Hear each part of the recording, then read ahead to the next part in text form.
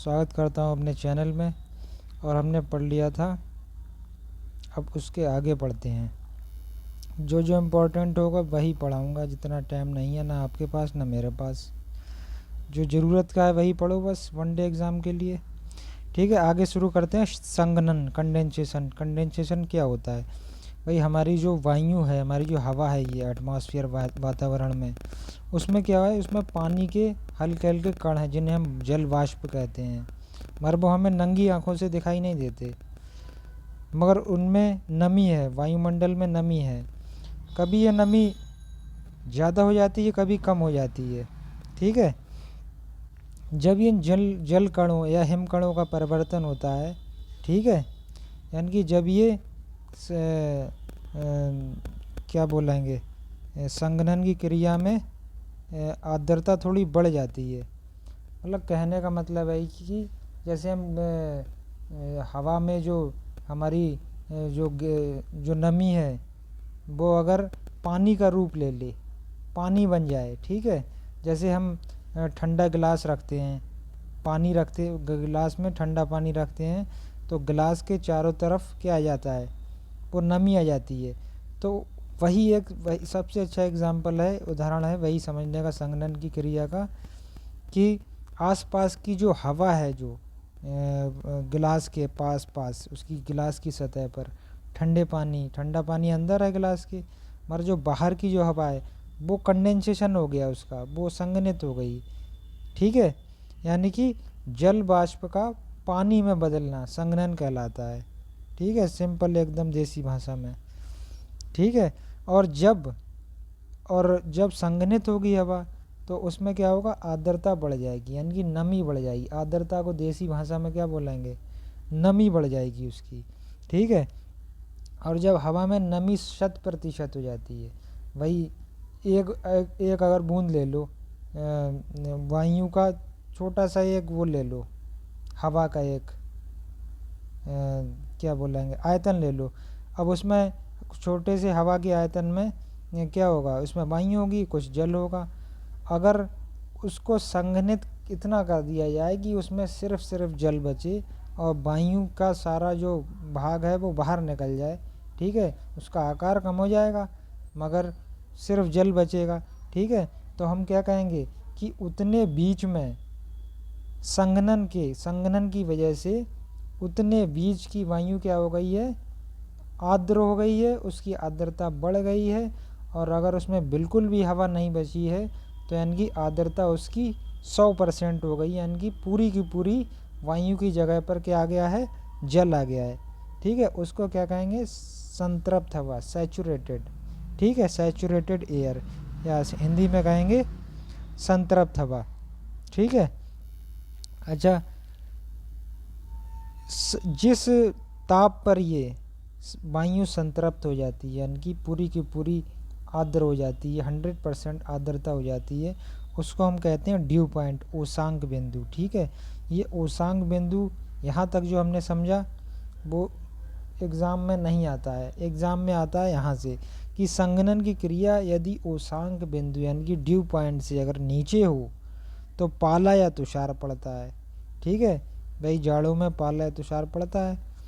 ठीक है, और अगर हिमांक बिंदु से ऊपर हो तो जल वर्षा होगी, कोहरा पड़ेगा या कुहासा पड़ेगा या ओस पड़ेगी। ठीक है, कोहरा, ओस, जल वर्षा होगी हिमांक बिंदु के अगर ऊपर संघनन की क्रिया हो, और संघनन की क्रिया अगर हिमांक बिंदु से नीचे होती है तो फिर हमारा पाला या तुषार पड़ता है। ये आता है एग्ज़ाम में, ऊपर का खाली समझाने के लिए बस, ये पॉइंट है इम्पोर्टेंट। अच्छा, वायु दाब क्या होता है? वायु दाब वायुमंडल में, भाई मैंने पिछली वीडियो में कई सारी परतें पढ़ाई वायुमंडल की, 5 परतें। ठीक है, ये सोम मंडल, समताप मंडल, ये टोटल 5 थी। ठीक है, इन सारी परतों में भाई कुछ ना कुछ तो एयर प्रेशर लगाएगी, एयर का कुछ ना कुछ तो भार है, कुछ द्रव्यमान है उसका, गैसों का कुछ भार है। तो वो गैसों का भार किस पर लगेगा, जिसके ऊपर वो है। किसके ऊपर है, वो धरातल पर है, यानी कि ज़मीन पर है। तो ज़मीन पर कुछ प्रेशर लगाएगी, क्योंकि भार होने की वजह से, कुछ वजन होने की वजह से, कुछ द्रव्यमान होने की वजह से। तो जितना भी वो वजन या प्रेशर लगाती है, ठीक है, उसी को क्या कहते हैं, वायु दाब कहते हैं। दाब किसका, वायु का। वायु हमारी क्या क्या है, चारों तरफ है, तो दाब किसका लग रहा है, वायु का। और जिसके द्वारा दाब लगाया गया है उसको हम क्या कहते हैं, वायु के द्वारा लगाया गया दाब को हम वायु दाब कहते हैं, ठीक है, एटमॉस्फेरिक प्रेशर कहते हैं, ठीक है। समदाब के क्षेत्रों को मिलाने वाली रेखा को आइसोबार या समदाब रेखाएं कहते हैं, ये तो सभी को पता है। अच्छा, पृथ्वी तल पर सबसे ज़्यादा वायु दाब होता है और ऊंचाई बढ़ने के साथ साथ वायु दाब घट जाता है। जैसे पहाड़ों पर जाते हैं तो वायु दाब घट जाएगा, ठीक है। और वायु दाब को हम नापेंगे मिलीबार में, ठीक है। और मिलीबार इसकी यूनिट है, इकाई है। और नापते किससे हैं हम, बैरोमीटर, एक यंत्र होता है बैरोमीटर, उससे हम नापते हैं एटमॉस्फेरिक प्रेशर यानी कि वायु दाब को, ठीक है। अच्छा, जो जो इम्पोर्टेंट है वही पढ़ाएंगे। वनडे एग्ज़ाम जैसे हमारे पीटी हो गए, सुपर टेट हो गया और टेट हो गया, ठीक है, और यूपी के जितने वनडे एग्ज़ाम है उनमें इतना ही ऐसा ही आता है लगभग, ठीक है। अगर वायुमंडल मान लो बहुत कम हो जाए, ठीक है, वायुमंडल एकदम कम हो गया, गिर गया एकदम, ठीक है, तो क्या क्या दिखाता है कि तूफान या आंधी आने की संभावना है, ठीक है। क्योंकि वायु दाब हवाएं चलती हैं ज़्यादा प्रेशर से कम प्रेशर की ओर। जहाँ पर वायुमंडल दाब कम हो गया, वही दाब कम हो गया तो वहाँ से उच्च दाब की हवाएं उस खाली बीज को भरने के लिए आएंगी, ठीक है। तो यहाँ पर कम हो गया तो कहीं और से उच्च दाब एरिया से हवाएं इस एरिया को भरेंगी आके, तो ठीक है। तो जितना ज़्यादा वायु दाब कम होगा उतनी तेज़ हवा चलेगी, ठीक है। यानी कि अगर वायु दाब वहाँ पर कम हुआ है तो कम तेज़ी की हवाएं चलाएंगी, ज़्यादा वायु दाब हो गया तो ज़्यादा तेज़ी की हवा चलाएंगी। जैसे हम उड़ीसा में देखते हैं, बंगाल में देखते हैं, चक्रवात जो आते हैं वहाँ पर वायु दाब बहुत ज़्यादा कम हो जाता है, ठीक है। उसकी वजह से वहाँ पर बहुत ज़्यादा हवाएं चलती हैं। आपने सुना होगा 180 किलोमीटर पर आवर की स्पीड से चलती हैं हवाएं, तो वहाँ पर क्या हो जाता है, वायु दाब बहुत ज़्यादा कम हो जाता है। और हमारे यहाँ प्लेन एरिया में, समतल एरिया में प्रेशर इतना कम नहीं हो पाता, जिससे कि हवाएं तो चलती हैं, आंधी वगैरह आती है, मगर इतनी ज़्यादा नहीं आती कि पेड़ उखड़ जाएं। कभी कभी हो भी जाता है, मतलब वैसी बंगाल उड़ीसा जैसी तो नहीं आती हैं। अच्छा, वायु दाब की पेटियाँ। वायु दाब की पेटियाँ पूरी पृथ्वी को हमने वायु दाब की पेटियों में बांट दिया है, यानी कि वायु दाब कहाँ पर ज़्यादा है कहाँ पर कम है उस हिसाब से, ठीक है। अच्छा, अक्षांशीय वितरण किया है इन सब का, ठीक है। 4 कटिबंधों में बांटा है हमने वायु दाब के अकॉर्डिंग, वायु दाब के अनुसार। विषुवतीय निम्न वायु दाब कटिबंध, ठीक है, पहला यानी कि विषुवत रेखा वाला एरिया। फिर उसके ऊपर आता है उपोष्ण उच्च दाब कटिबंध। फिर उसके ऊपर आता है उपध्रुवीय निम्न वायु दाब कटिबंध। और फिर उसके ऊपर आता है ध्रुवीय उच्च वायु दाब कटिबंध। आपने नक्शा देखा होगा तो ये सारी चीज़ें बहुत अच्छे से समझ में आएंगी। विषुवत रेखा, विषुवतीय निम्न दाब कटिबंध आता है हमारे 0 डिग्री, यानी कि भूमध्य विषुवत रेखा 0 डिग्री वाला अक्षांश पर, ठीक है। उसके ऊपर धीरे धीरे चले गए, ठीक है। अब क्वेश्चन जो आता है वो यहाँ से आता है, निम्न वायु दाब पेटी विषुवत रेखा के लगभग 5 डिग्री ऊपर होती है और 5 डिग्री क्या होती है, नीचे। यानी कि 5 डिग्री उत्तर में 0 डिग्री वाला जो रेखा है वो विषुवत रेखा है या भूमध्य रेखा है, उसके 5 डिग्री उत्तर में और 5 डिग्री दक्षिण में, उसको क्या कहेंगे, विषुवतीय निम्न वायु दाब पेटी, ठीक है। इसको हम क्या कहते हैं, डोल ड्रम भी कहते हैं या शांत कटिबंध कहते हैं। मगर डोल ड्रम नाम से ज़्यादा क्वेश्चन पूछा जाता है कि डोल ड्रम का क्षेत्र बताइए। डोल ड्रम किसको कहते हैं, तो उत्तर और ऑप्शन दे देगा 5 डिग्री या 10 डिग्री या 20 डिग्री, इनके इसमें तो आपको ध्यान रखना है। डोल ड्रम कहते हैं 5 डिग्री उत्तर और 5 डिग्री दक्षिण विषुवत रेखा से, ठीक है। ये अंत उष्ण कटिबंधीय अभिसरण क्षेत्र भी इसी में आता है, ठीक है, क्योंकि ये सबसे गर्म एरिया है। ये पृथ्वी की किरणें सबसे ज़्यादा लंबवत और सबसे ज़्यादा ताप यही एरिया ग्रहण करता है, ठीक है। अच्छा, उपोष्ण उच्च वायु दाब कटिबंध लगभग 30 से 35 डिग्री होता है, ठीक है। और इसको क्या कहते हैं हम, अश्व अक्षांश पे कहते हैं, अंग्रेजी में कहते हैं हॉर्स लैटिट्यूड। सीधा डायरेक्ट क्वेश्चन आता है, अश्व अक्षांश के अश्व, एक तो हिंदी में जबान फिसल जाती है, अश्व अक्षांश किसको कहते हैं, अश्व अक्षांश क्या है, तो 30 डिग्री उत्तर 30 डिग्री दक्षिण विषुवत रेखा से, ठीक है। अच्छा, ये दोनों क्वेश्चन डोलड्रम और हॉर्स लैटिट्यूड, अश्व अक्षांश, ये डायरेक्ट क्वेश्चन आते हैं, ठीक है। अच्छा, पवनों के प्रकार, ये ज़्यादा इम्पोर्टेंट नहीं है, आगे नीचे आ जाइए। पवनों के प्रकार, पवनें 3 प्रकार की होती हैं, व्यापारिक पवन, पछुआ पवन और तीसरी आ जाती है मौसमी पवन, ठीक है। अच्छा, व्यापारिक पवन क्या होती है, व्यापारिक पवन, ये पवनें उपोष्ण उच्च कटिबंधीय वायु दाब पेटी से विषुवतीय निम्न वायु दाब पेटी की ओर दोनों गोलार्धों में चलती हैं, ठीक है। उपोष्ण उच्च कटिबंधीय वायु दाब पेटी कौन सी होती है, जो 30 डिग्री पर है, 30 डिग्री उत्तर 30 डिग्री नीचे यानी कि दक्षिण में, इनसे चलती है विषुवत रेखा की तरफ यानी कि 0 डिग्री की तरफ यानी कि बीच की तरफ, ठीक है, इनको कहते हैं।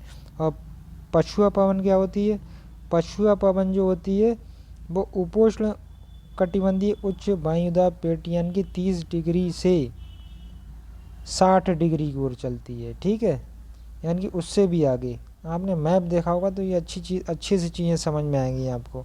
अब ऐसे मैं बोल रहा हूँ कटिबंधीय उपोष्ण कटिबंधीय, आपको थोड़ा कन्फ्यूज़न होगा और बहुत से लोगों को नहीं भी समझ में आएगा, क्योंकि मैप जब तक नहीं देखोगे भूगोल में तब तक नहीं समझ में आएगा, ठीक है।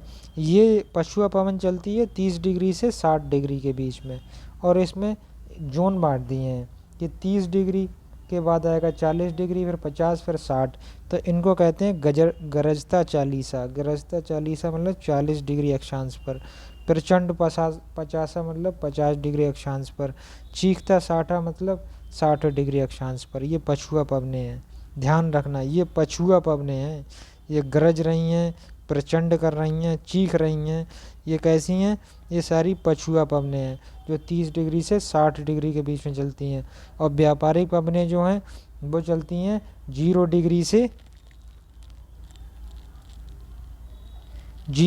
से 30 डिग्री की ओर चलती हैं, ठीक है, नहीं 30 डिग्री से 0 डिग्री की तरफ चलती हैं, ठीक है, दोनों की दिशा थोड़ी अलग अलग है, ठीक है। 30 डिग्री से 0 डिग्री की तरफ व्यापारिक पवनें चलती हैं, जो कि तभी सबसे ज़्यादा वर्षा भी वहीं पर होती है 0 डिग्री पर व्यापारिक पवनों द्वारा। और पछुआ पवनें चलती हैं 30 से 60 डिग्री के बीच में, ठीक है। ये गरजती भी हैं, प्रचंड भी करती हैं, चीखती भी हैं, कौन, पछुआ पवनें, ठीक है। अच्छा, मौसमी पवनें 3 प्रकार की होती हैं, इनमें 2 ही इम्पोर्टेंट है जो आती हैं क्वेश्चन में एग्ज़ाम में, और ज़्यादा अटरम सटरम हमें नहीं पढ़ना है। मानसूनी पवन, भाई मानसूनी पवन जैसा कि हम जानते हैं हमारे भारत देश में सारा का सारा जो वर्षा है वो मानसून पर भी निर्भर रहती है, ठीक है। सॉरी।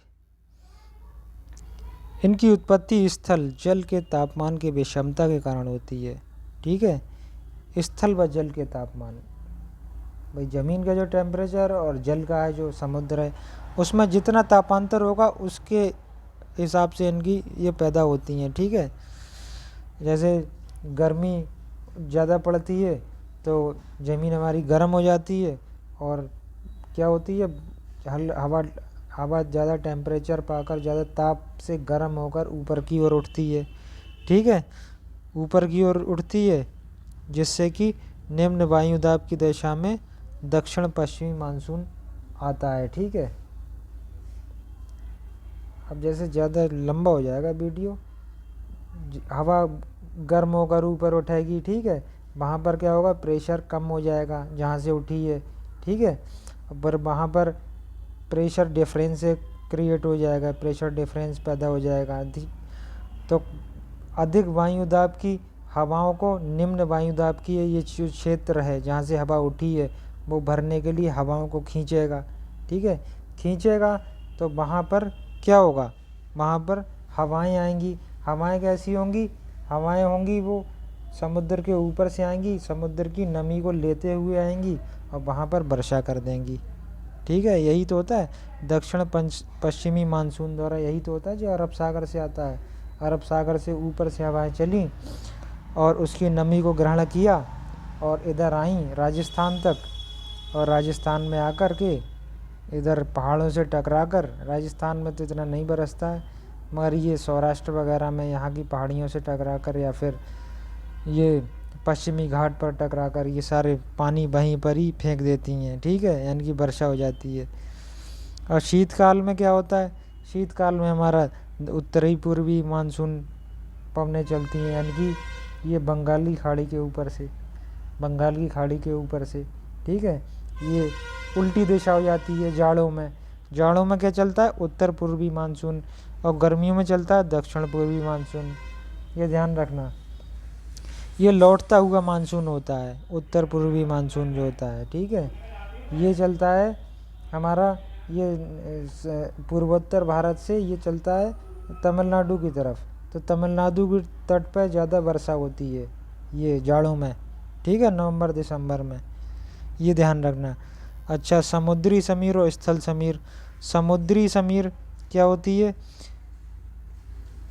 समुद्री समीर जो होती है, जैसे दिन के टाइम पर ज़मीन ज़्यादा गर्म हो जाती है और जो समुद्र है वो अपेक्षाकृत ठंडा रहता है।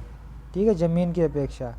तो वायु उठेगी, वायु कहाँ से कहाँ चलेगी, समुद्र से चलेगी कहाँ, ज़मीन की ओर, समुद्र से स्थल की ओर ठंडी वायु चलती है। ठीक है, उसको कहते हैं समुद्री समीर।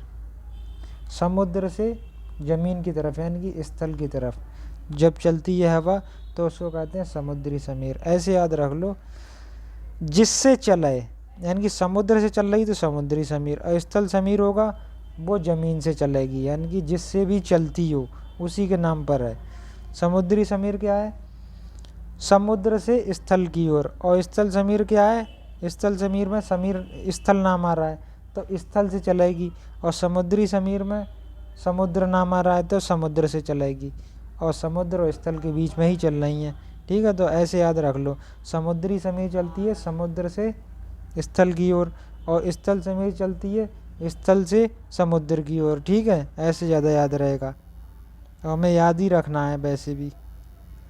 अच्छा, स्थानीय पवन, कुछ लोकल पवनें भी होती हैं जो कि गर्म भी होती हैं और ठंडी भी होती हैं, और क्वेश्चन में ऑप्शन में आ जाता है क्वेश्चन में कि कौन सी निम्नलिखित में कौन सी पवन ठंडी है या गर्म है। ठीक है, चिनूक जो हवा होती है वो रॉकी पर्वत पर चलती है अमेरिका कनाडा में। ठीक है, मगर रॉकी जो पर्वत है वो ठंडा है, उस पर बर्फ़ जमी रहती है, मगर ये हवा कैसी है, गर्म है, ये आपको याद रखना है।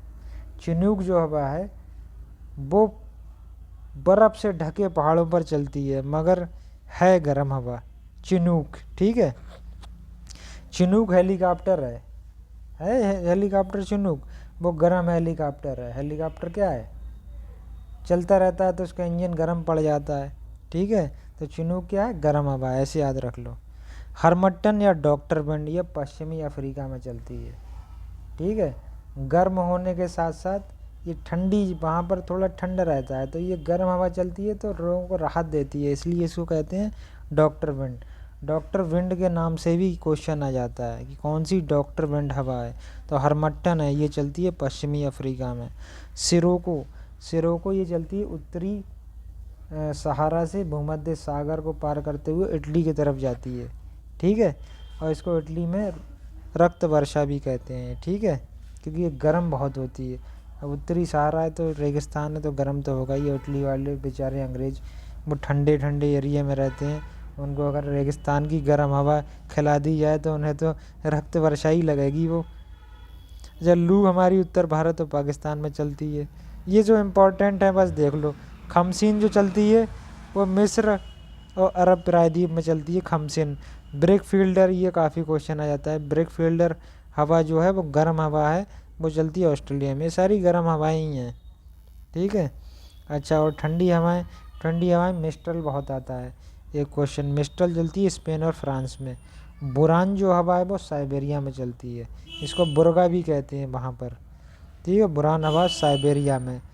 ब्लीजर्ड चलती है उत्तरी और दक्षिणी ध्रुवीय क्षेत्रों में, ब्लीजर्ड। ठीक है। और सब इतनी इम्पोर्टेंट नहीं है, ये भी इतना इम्पोर्टेंट नहीं है।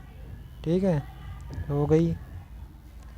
चलो दोस्तों, अच्छा लगा हो तो लाइक सब्सक्राइब जरूर कर देना यार, हमारी भी थोड़ी हिम्मत बढ़ाओ दोस्तों। ठीक है, मिलते हैं अगली वीडियो में।